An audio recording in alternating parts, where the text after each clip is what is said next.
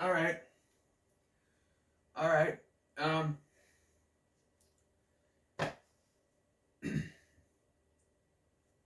I have a confession to make. I went in with very low expectations. I didn't think that a remake of that movie from the 1970s about a guy who controls rats to kill people was going to be any good, especially since it was directed by, by Glenn Morgan, who brought us the first Black Christmas remake that I didn't particularly care for. And this is one of only two films he actually directed. The other one he was second unit director on, Final Destination 3. Other than that, he wrote a bunch of stuff, including the X-Files, which he directed a bunch of X-Files episodes, which we'll get into that. There's a reference. But yeah, I just want to say that this movie blew me away at how good it was. It's not like to the moon good, I'll tell you that much. But it blew me away how good this movie was because I wasn't expecting anything. And from the performances to the score, just the overall dark feel of the movie, it impressed me. So let's sit down and talk about it. Hello there. I'm Scotty. I'm Scotty, and you're not. Excuse me. And Willard is the remake of the 1970s film, 60s, 70s film, starring Bruce Davison, who does make a sort of cameo in this, as his likeness is used for the appearance of Willard's father in this one. Pictures, paintings, because his father passed away before the film had happened, so before the events of this film, I should say. Willard. The story is that Willard is a very one of those quiet people, kind of keeps to himself. He takes care of his mother, who is sick, in this big house that they have that they're barely, being able to stay living in. They're not having much money, and he's working for this guy who took the company from his father, and he only has a job because he has to. He can't. The guy Martin can't fire him, so he stays there. And one night, so he stays working, I should say. So one night, his mom says she hears rats in the basement. He finds them and eventually is able to control them. He finds one small white rat, the rat there named Socrates, and another big giant rat named Ben. We both found what we were looking for. And that song is in this. I like that. It plays during one of the scenes in the film and then at the end. But yeah. So first and foremost, let me do the general things. Crispin Glover's performance in this. The guy is a great actor, despite what, things, personal life things, whatever has happened. There isn't really much controversy with him, but I know that he has some roles, but not big ones. He had Back to the Future, and then he was in Friday the 13th, the final chapter before that, and then the only other things I know him from is Like Mike and this one now. I think they came out about the same year, didn't they? But yeah, Like Mike, that's a movie I have to get and I have to review. It's a good movie back in the day. Bow Wow, we playing basketball. But yeah, and just the rats, dude. I don't think there's some CGI, but they looked all practical, like real rats or animatronics or something. It makes you go, all those rats, man. Arlie Ermy as Martin, his boss, is just fantastic. It's Arlie Ermy. He's fantastic in everything. This, and in the Texas Chainsaw Massacre movies he was in, and not to mention Full Metal Jacket, which I still haven't seen yet, but I know I've seen the scenes on YouTube. I know what his performance in that movie is. So yeah, he's great as this boss. You have Laura Herring for a small role. She's pretty good. And then the mother is played by the actress who played Cassandra in an episode of Smallville from season 1. And I think it's funny that she decides that Willard is not that good of a name, so she starts calling him Clark. And she's yelling, she calls him Clark for the rest of the remainder of the movie. And I just keep thinking of Smallville. It's like, they had to have done this on purpose. I don't know if they did that in the original, but they had to have done this on purpose. So like, she was on Smallville. Let's have her call him Clark for the entire movie. There has to be some kind of tongue-in-cheek thing, with a reference they have later to another show. It just, yeah, I don't know. So Willard realizes he can control these. In the original film, and once I found this out, it does make sense because he has financial problems. In the original film, he's robbing banks and stuff.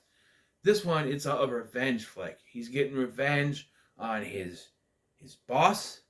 He has them go to his house and chew up the tires on his fancy new car that he bought with all that money. And he's a terrible boss because he knows that Willard has financial problems and he's his boss. So why doesn't he give him a raise so he can afford more stuff? No, he doesn't care. He's buying a nice new car and Willard has financial woes. Right? And it all comes crumbling down for Willard. He has Socrates, his best friend, and you have Ben, the bigger rat, who's jealous. He wants to be loved too, but he only likes Socrates. So that causes problems. He keeps telling Ben, no, you're too big, you can't come, but he still shows up anyway. And even a scene where he goes, Ben, you're in charge. After Socrates. And then when Martin kills Socrates, because he brings Socrates with him to work, he hides him in the desk and stuff, and he puts him in the closet. Ben is also there, but he doesn't see the giant rat. Just the small white one is the only one that gets seen. And he gets killed. It's around Christmas time, so Christmas, Glenn Morgan and Christmas, not a very good combination, but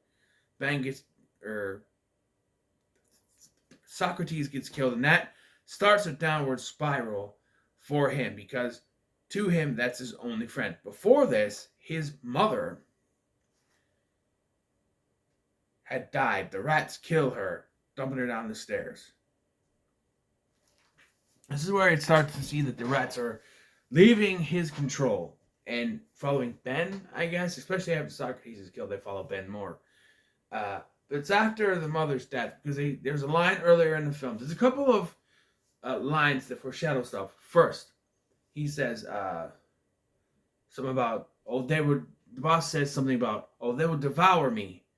And that's a setup to later when he does get devoured by the rats. And another one, he says, I'll keep you hired as long as she's alive. I'll keep you hired. And then after she dies, and he finds out his house is going to be foreclosed on by the bank, and this brilliant performance by Chris McGovern, he just freaks the hell out. There are several scenes where he freaks out. It's my house. Great performance, just fantastic. And then when he's confronting his boss, about it, he gets fired. He gets fired because, he's confronting his boss about it, and he's like, well, you know what? You make me an offer on the house. So he'll buy the house, and he'll have the money. You can do whatever. And finally he cracks, fine, buy the house. I'll sell you the house. And then they find the rat, and this sends him in a downward spiral. The Laura Herring's character shows up and gives him a cat named Scully. Yes, after the X-Files character, because Glenn Morgan worked on the X-Files. And then, and James Wong, too, was a producer on this. And then, this throws the cat in the house, and the rats kill the cat to the tune of the Ben song. And he's had enough. He leads them to kill his boss, which they do. They devour him like he was foretold earlier. And then he says goodbye. He steals up all the places in the house that the rats can get to. And we're going to talk about something. So he duct tapes the toilet shut, right? Rats shouldn't be able to go through the toilet pipes. It's full of water in there, right? I don't know. But like, Laura Herring shows up and she's like, Willard, like she tells him the boss died, and she basically says like someone murdered him or he was eaten by animals or something. And next thing he's like, oh, you want to go out to get something to eat?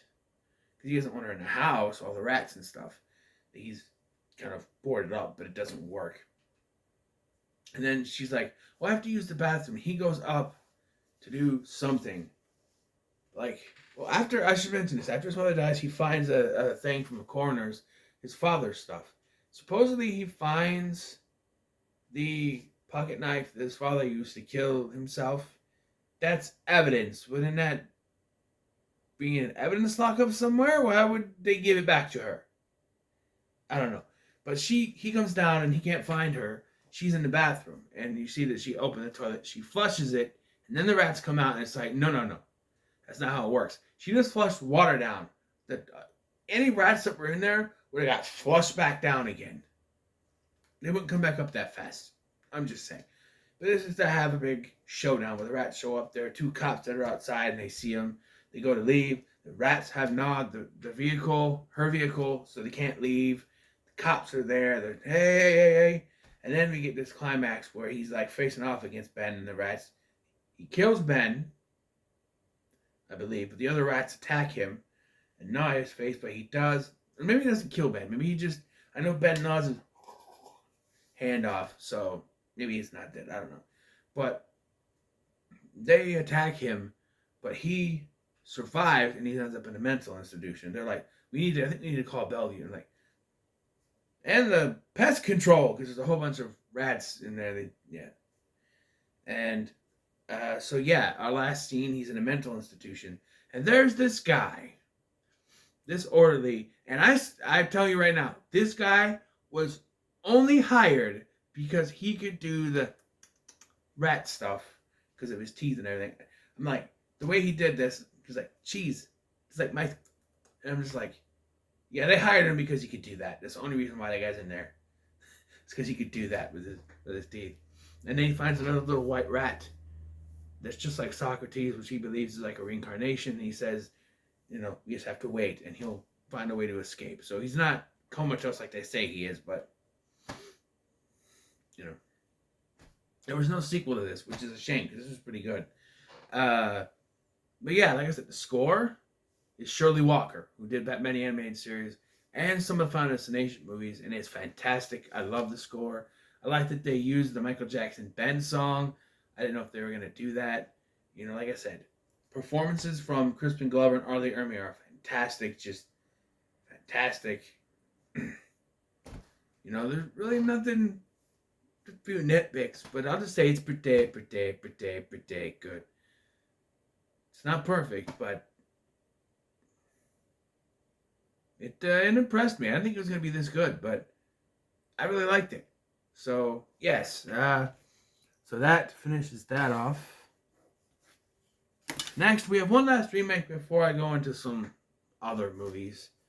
And this remake is a remake of a classic black and white film which is a remake from 1990, which is a remake of a classic black and white film from the 1960s. But I have to see.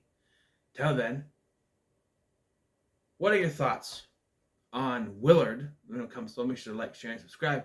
Thanks for watching. I've been Scotty, and I'll see you in the next one.